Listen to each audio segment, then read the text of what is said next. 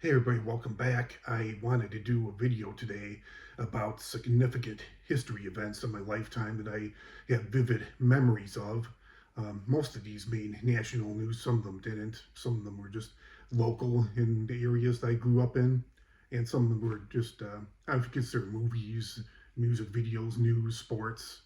I guess, not everything is on the national news spotlight, but pretty close. I mean, they were all pretty significant to me, so I guess I'll dive right in.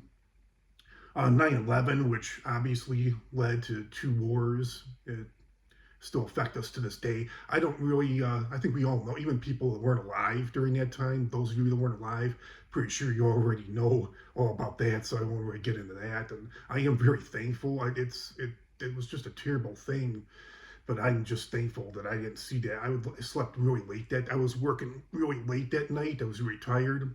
I basically heard about the aftermath. I didn't get up till like 11 o'clock that morning because I was in the Midwest at the time. That was on the East Coast, obviously. East Coast time happened really early in the morning. So by the time I thought it was a joke. By the time I got up, like I was like, what the hell is going on? This has to be a joke. This can't be real. And somebody told me like, oh no, it's real. We got attacked. I'm like, really? And I heard about it, but I was like, well, I'm glad I didn't. I felt bad enough. I still feel bad enough about it to this day, but I'm just glad I didn't. There were some people that were in school watching the actual footage on live TV, so glad I didn't see that. I was born in '79. I am almost 47 years old, so after I do this video, some young people might be like, wow, you're really old. And yeah, I am getting there. So, when first thing I remember is the Thriller, Michael Jackson's music video, The Thriller. I think the reason I remember it so much is I was scared of, it kind of creeped me out because of him turning into a werewolf.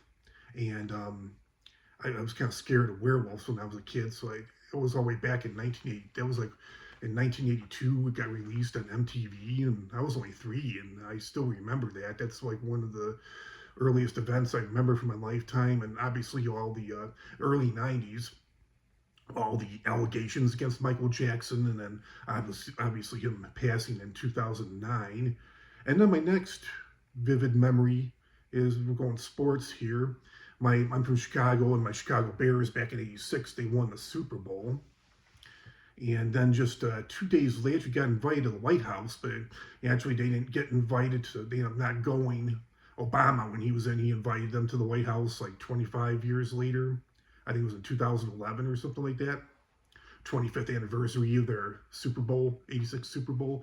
But the Challenger, they were invited by Ronald Reagan, but the Challenger space shuttle exploded. I remember that, hearing about that in school.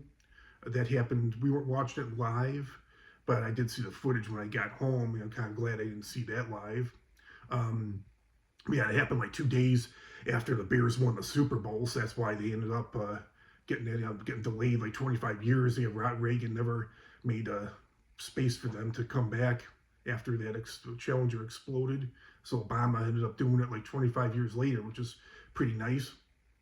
And I remember that because of the World Series I was watching the World Series in 1989 between the San Francisco Giants and the Oakland Athletics, and during one of the games there, the 1989 San Francisco earthquake was actually taking place during one of the games. Because the ground, if I remember, the ground started shaking and all the players are running off the field. When I remember, and then in '94, just 5 years later, right at the beginning of 1994, I remember the LA earthquake. That was pretty bad.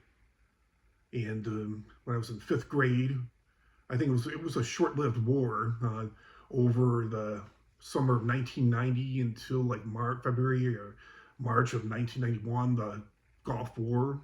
I remember that very vividly, and that was over pretty fast. And then that also led to in 1991.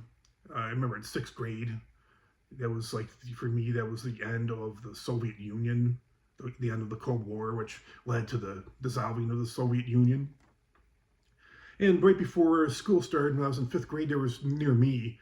It's still the only F5 tornado to ever strike in August, and the only F5 tornado to hit the Chicago area. But there was in August of 1990, there was there's a tornado in this town called Plainfield, which is about 45 minutes away from me. That was pretty significant. About 350 people got injured, 28 people got killed, and 300, was it, forget what, but it was like billions of damage. Imagine what it would be today. That town's grown so much, but that was pretty significant. And I remember that very vividly. And I remember it beginning of 1990 when Mike Tyson was undefeated, and remember he got knocked out by Buster Douglas.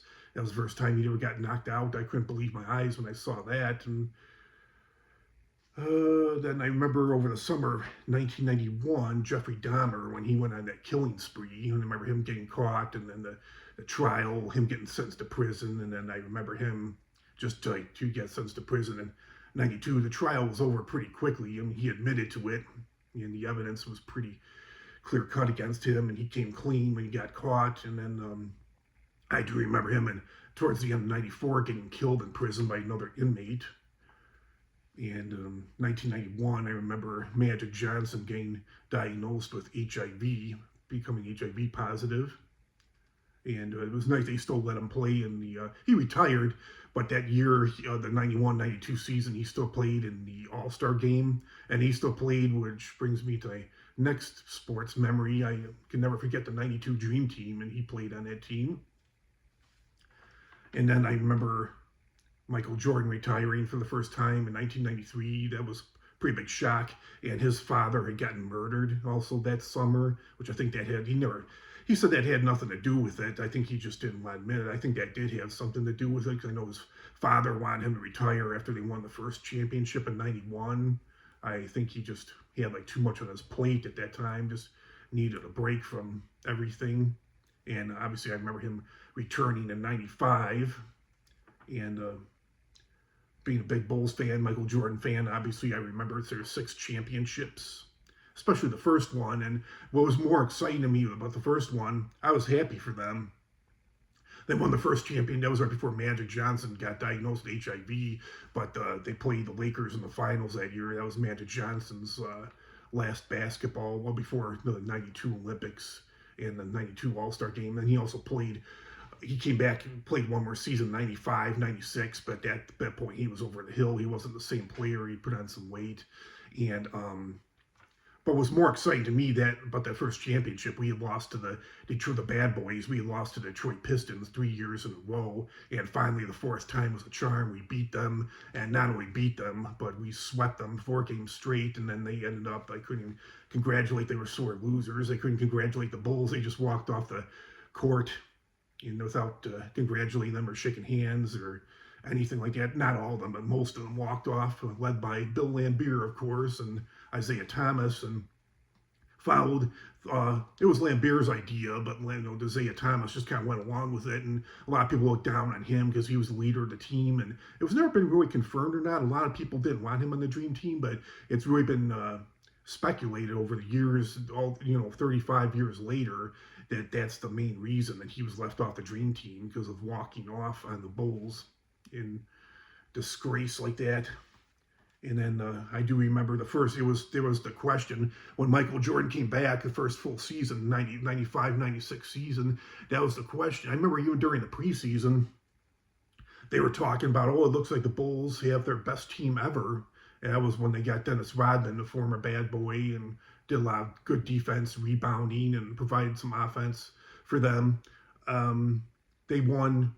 They were the first team in history at that time to win. Obviously, the Warriors broke their record, 73 wins, but the Bulls won 72 games that year, and there was a question the whole year. They were looking good from the preseason, from the start, but that was the question, was could Michael Jordan get them back to that championship level? And he actually did. It was the best team in history. They won 72 games, won the championship, and obviously won two separate three-peats.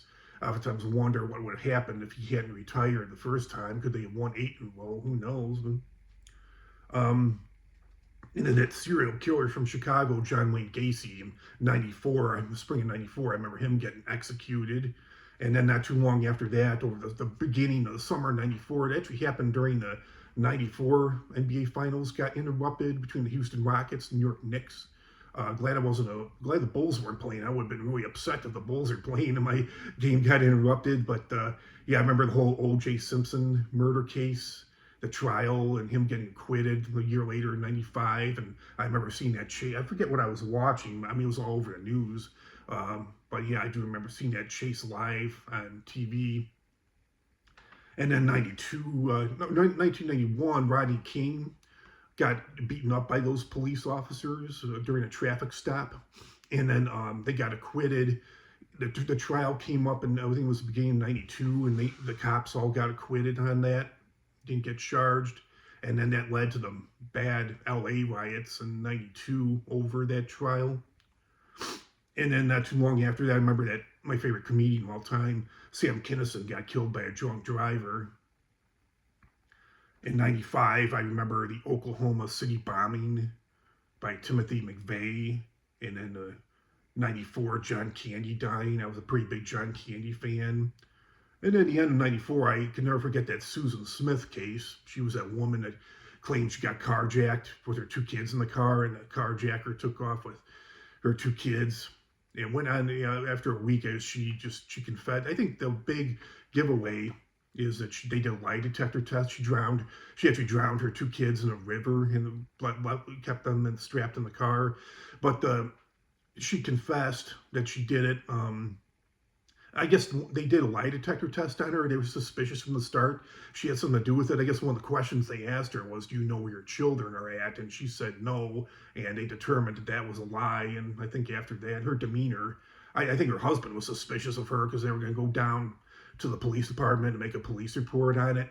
And then she, I guess, said, hold on, I need to put makeup on. And even her husband was like, you know, your two kids have just gotten taken away from you. Why would you want to put makeup on? Why would you care about that at this point? Yeah, it was I'd be pretty suspicious of that. And then '94, also, Sheryl Crow was huge. I remember that song, All I Want to Do Is Have Some Fun, was always on the radio.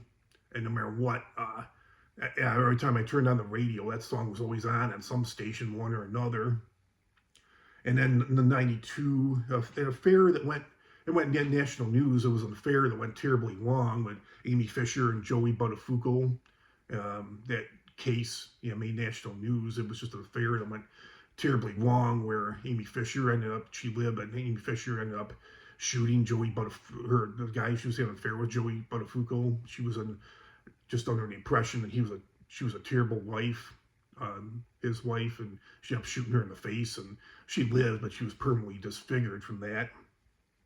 And then I could never forget my Cubs went through so much heartbreak. I'm not really much of a baseball fan, but I was when I was a kid. I remember the Cubs, just especially during the playoffs, especially in 2003, they went through so much heartbreak in the playoffs, and I was not ashamed to admit I cried tears of joy when they won the World Series in 2016 for the first time, and they won back-to-back World Series back in 1907, 1908. But yeah, that was amazing. I didn't think they were going to win that one. They were down 3-1. It looked like it was over, and they came back and they won the next. Even the seventh grade game was pretty tough. I wasn't so sure there because even the seventh game went into the 10th inning and went into extra innings. And there was a hit it went foul, but it looked like it was going to be a home run by the Cleveland Indians at the time. Now they're the Cleveland Guardians, but I was like, oh, here we go. And there was a hit that looked like it would have been a home run and would have won it for the Cleveland, but it ended up going foul, so that was kind of lucky for them. They ended up winning it by 8-7 in 10 innings. But yeah, I cried. People were shooting off fireworks. People were kind of looting in Chicago. It was a huge thing. Never thought I'd live to see that in my lifetime. And same with the White Sox, too. In 2005, they won the World Series. I remember that. They won the World Series for the first time. They actually swept the Houston Astros in 2005. That was their first World Series in 88 years. I didn't think I would see that either. And then I remember pretty bad hurricane in '92, Hurricane Andrew and Hurricane Katrina in 2005. And then I remember that tsunami in the Indian Ocean in 2004, very end. I think it was at the day after Christmas in 2004, I think it was. And then you can go when I was in high school, the Macarena song dance got released. And like every dance I went to, they always played that, we always danced to it. It was just huge. That was another song that you couldn't turn on the radio without hearing at the time. It was on one station or another, the Macarena. And then to end it, a lot of significant events happened during, that was my junior year, the summer between my sophomore year and junior year. And then a lot of, to end it, this is my senior year. A lot of significant events happened during my senior year. So first was Princess Diana dying in that car crash, and then Sonny Bono getting killed in that skiing accident. They accidentally skied into a tree. I remember that right at the beginning of '98. And Titanic was huge, a movie during that time with Leonardo DiCaprio, Kate Winslet, and Billy Zane. That was like one of the best. I don't know about now, but like at the time, it spent like 2 years filming that movie. A lot of work went into it. That was like it's still considered one of the best movies of all time. But at the time, it was considered like the best movie of all time back in late '97, early '98. And Will Smith, the song in the movie Back in Black, that was huge when I was a senior in high school. You couldn't go to a dance without dancing to Back in Black. And then Chris Farley, right at the end of '97, December '97, and he died of a drug overdose. He was another one of my favorite comedians. And then the last two, kind of sexual here, but Viagra got released in March of '98. I remember all those. I didn't realize at the time. I remember '96. Bill Clinton got reelected against his running mate was his opponent was Bob Dole, and I didn't realize that was him. And they had like those "This is Bob" commercials for Viagra. And when Viagra first came out, I didn't realize that was Bob Dole in those commercials. And then not too long after that, around the same time, when lastly George Michael was at a public restroom and he got caught like playing with himself in front of an undercover cop. And it was a state park in the LA area. So yeah, those are, just imagine how awkward that would be. You're standing at a toilet or a urinal, you turn around, someone's playing with themselves in front of you like that. But yeah, that's all and Forrest Gump in '94, that was a pretty huge movie at the time, my freshman year, '94, with Tom Hanks. So that was another one I just threw in there off the top of my head. So it was on my list. But yeah, those are the events that I really remember very vividly. And it's funny, there's stuff going on today, but I don't remember the stuff today as much as you probably all know about it, but I don't remember the stuff today as much as I did from 30, 40 years ago. So hopefully I'm not getting dementia. So yeah, that's all I have on that. Hopefully you enjoyed it. Maybe plug in some of your comment on what some of your favorite or vivid memories you have in U.S. history. So yeah, let me know. Comment, like, share, subscribe, and we'll talk to you all real soon with another great video. Have a great weekend, everybody, and I'll talk to you all real soon about something else. Talk to you later. Bye.